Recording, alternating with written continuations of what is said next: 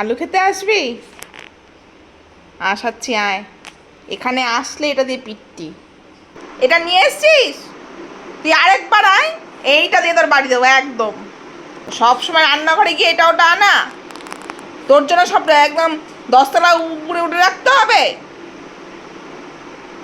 সব কিছু একদম ডগায় তুলে রাখতে হবে সারাক্ষণ। আয় আরেকবার, তোর মুখ একদম ভেঙে দেবো। আয় আয়, এটা নিতে আয়। আর